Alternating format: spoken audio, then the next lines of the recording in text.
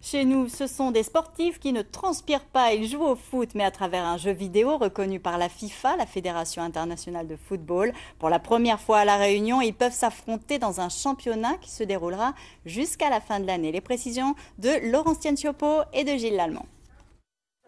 À la place des crampons, des manettes. Pas une goutte de sueur, mais une concentration à toute épreuve. Entre leurs mains, leurs footballeurs préférés version virtuelle. Comme Loïc et Vincent, les joueurs choisissent souvent des clubs anglais ou espagnols. Chelsea, vu le maillot, hein.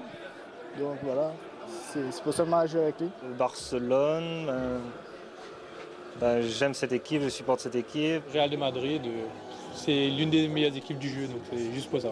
D'accord, c'est pas forcément l'équipe que tu supportes dans la vie? Voilà, c'est ça. Tu supportes qui? Et l'OM. Pourquoi tu joues pas avec l'OM alors? Ils sont trop nuls. Une équipe performante dans le vrai championnat européen, c'est un bon début dans le jeu vidéo. Et certains, comme de vrais coachs, ont un dispositif bien rodé. Un 4-4-2, donc 4 défenseurs, 4 milieux et 2 attaquants, c'est tout. L'autre secret de la victoire, c'est l'entraînement, comme sur la vraie pelouse. Tous les jours, il faut jouer, il faut jouer. Moi, je joue en ligne, donc je sais mon niveau. Des joueurs de jeux vidéo scotchés à leur écran des heures durant, un travers que veulent éviter les organisateurs.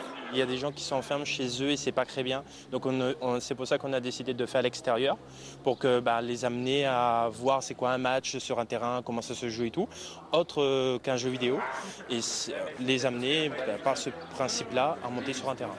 Chaque fois que les footballeurs du Tampon joueront à domicile, l'association organisera son tournoi de foot virtuel.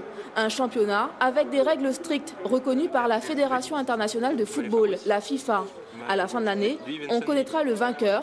Il représentera la Réunion au niveau national, une sorte de Ligue 1 pour ces footballeurs numériques.